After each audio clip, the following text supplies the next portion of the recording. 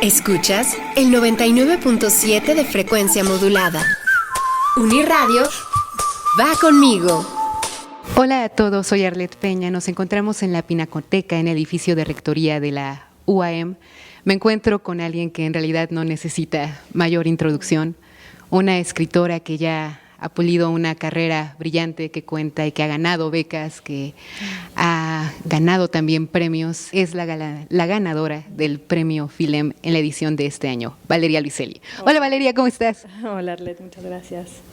Mira, creo que no es fortuito que recibas el premio este año. Es decir, si te lo dieran en cualquier otro sería más que merecido. Sin embargo, hay algo de simbólico en que te lo den en el año en que la Filem decide sí celebrar a la literatura, pero igualmente al periodismo.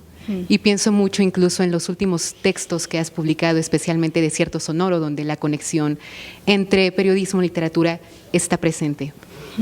Pensando en estas últimas experiencias literarias que has tenido, e incluso otro tipo de experiencias como ser intérprete de niños migrantes en Estados Unidos, igualmente ser profesora de universidad, donde has tratado temas de pues evidentemente cuestiones políticas en esto de la migración. Si juntamos todo esto, Valeria, ¿qué tanto ha cambiado actualmente tu relación con el lenguaje? ¿Cómo es que actualmente ya concibes el lenguaje tanto como una herramienta de comunicación como de expresión artística? Es una pregunta tremenda y complejísima. Yo lo sé. Sí, creo que ha habido un cambio en los últimos años en el lenguaje. Creo que nos vamos dando cuenta de la potencia de utilizar con precisión los términos. Nos damos cuenta cada vez más cómo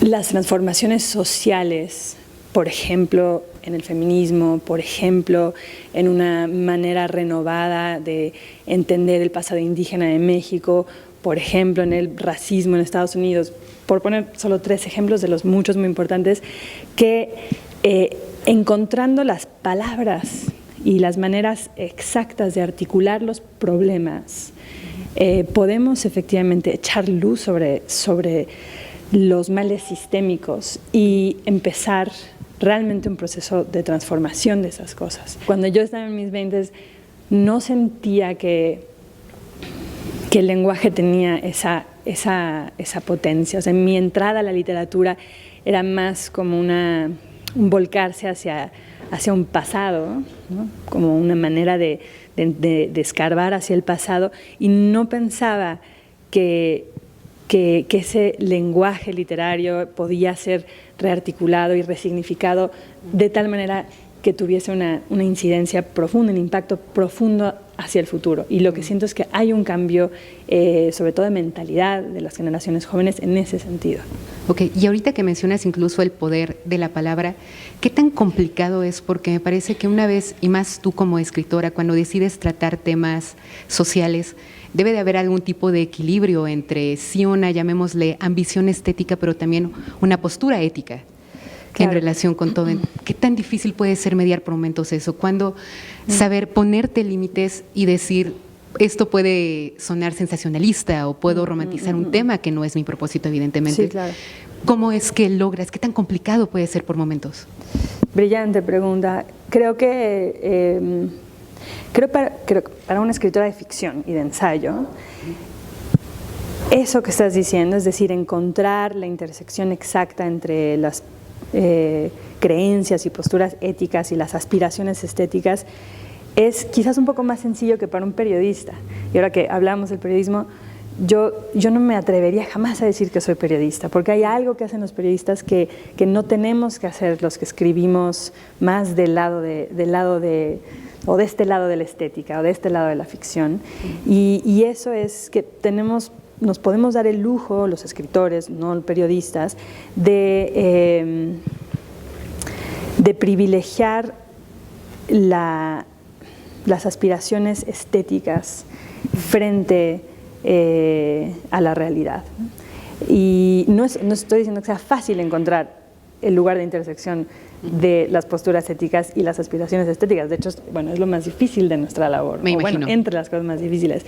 Pero no tenemos las obligaciones que tienen con la verdad los periodistas. Yo si decido tratar, por ejemplo, el tema de la migración, puedo darme a la tarea de imaginar un viaje migratorio de 7 niños, como lo hice en Desierto Sonoro, y regresar a las estructuras míticas de las narraciones de los grandes viajes de la humanidad y pensar en la migración no solo como un tema noticioso, urgente, difícil como lo es, de hecho, pero también como un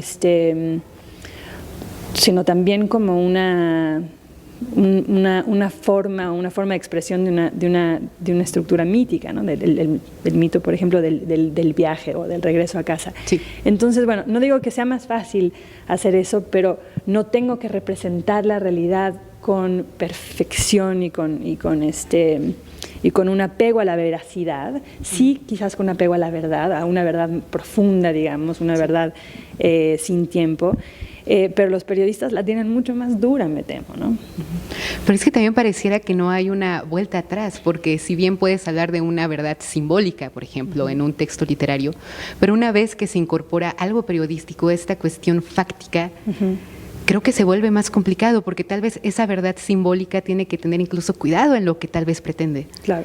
Porque hay una delgada línea, ¿no? Entre, como hace un momento digo, en que ese tema pueda ser malinterpretado, que pueda generar algún tipo de controversias, de cuestiones que no serían apropiadas, ¿no? Para el tratamiento de este tipo de situaciones. Sí, así es. O sea, también decías hace rato como estetizar también puede ser peligroso, ¿no? Puede ser una forma de romantizar también. Pero yo, a ver, hablando de como una experiencia muy concreta para anclar nuestra discusión en algo, una experiencia personal, cuando empecé a trabajar en la Corte de Migración en Estados Unidos como traductora e intérprete y a escuchar testimonios de los niños y las niñas que me contaban básicamente las razones por las cuales huyeron de sus países, el tránsito por Centroamérica y México y hasta la frontera de Estados Unidos, y luego, digamos, su situación inmediata en Estados Unidos, y yo traducía todo eso al inglés, y empezaba entonces a pensar, bueno, no solo en cómo pensar en la migración, sino cómo representarla literariamente.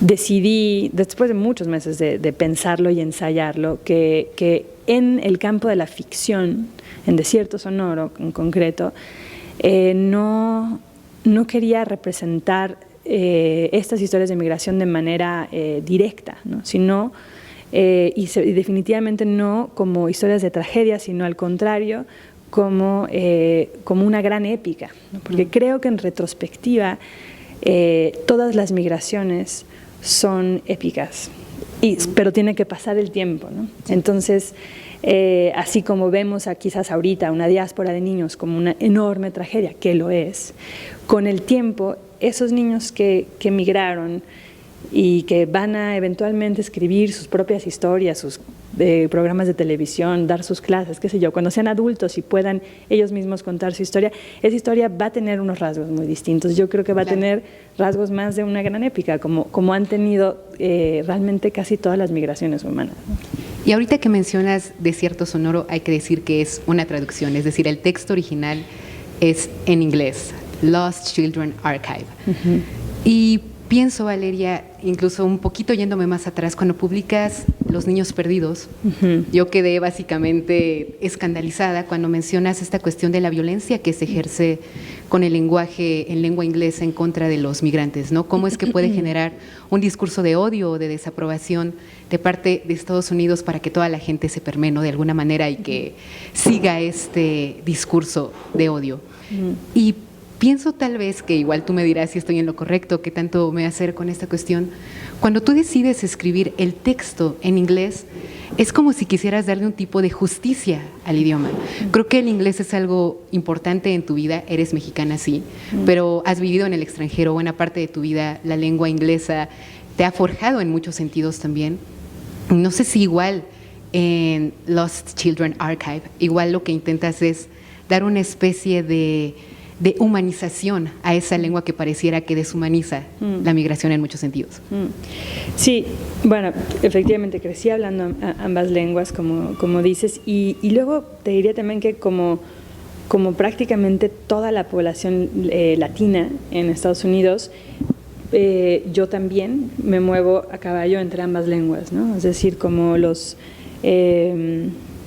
60 millones de hispanoparlantes en Estados Unidos son también angloparlantes, ¿no? Y escribo y me muevo en las dos lenguas como es propio de esa comunidad latina que tiene un pie en Estados Unidos y el otro pie o el corazón quizás arraigado en un país de origen, sea México en mi caso o otros países en otros casos, ¿no? Pero la decisión de escribir en inglés sí tiene que ver como con hablarle de frente a una lectoría que yo creo que malinterpreta enormemente y por ignorancia voluntaria a la cultura y a la experiencia latinoamericana, ¿no? Es decir, el estadounidense promedio no habla español y sabe muy poco y le importa muy poco lo que sucede abajo de la frontera del río Bravo, ¿no? Entonces, para mí, la escritura en inglés, sobre todo de ese libro, tenía que ver como con una forma muy profunda de la traducción cultural, ¿no? Como de pararme en el centro del imperio y hablarles su idioma y mostrarles las capas muchas y complejísimas de la presencia y la migración latinoamericana a Estados Unidos y de la violencia sistemática que ejercen ellos sobre quienes consideran esos otros que somos, claro, nosotros, ¿no? Y ese nosotros es un nosotros muy amplio, incluye también, o en la novela incluye a la presencia de los indios americanos, en particular de los apaches Chiricahua, de los cuales habla la novela, ¿no? Quienes fueron los primeros quizás, no solo los apaches Chiricahua, sino los indios americanos en general, en ser objetivo de la violencia sistemática del Estado estadounidense, ¿no?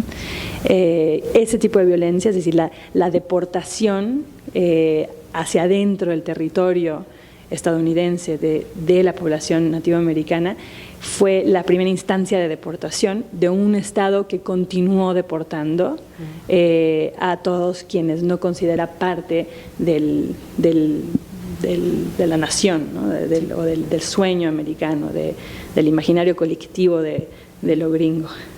Sí, de alguna manera era como recordar la historia, ¿no? Algo que creo que ha sido como una constante en tus textos, ¿no? Y que incluso lo dices de manera literal en Los niños perdidos, perdón. Escribirlo. Los niños peligros sería un gran también, título. Sería un buen título. Pero escribir acerca de para no olvidar. Y en este caso también incluso hacer un recorrido casi histórico para ver que no es la primera vez que se da esta situación y tristemente no sabemos si se va a seguir dando. Felicidades por el premio, por tu brillante carrera. Rapidísimo, ¿cuándo tendremos un próximo libro tuyo? ¿Ya se acerca? ¿Ya viene? Ahí vamos. Ok, bueno, sí, tendremos que esperar entonces. Valeria, muchísimas gracias. Gracias a ti. Escuchas el 99.7 de frecuencia modulada. Unirradio va conmigo.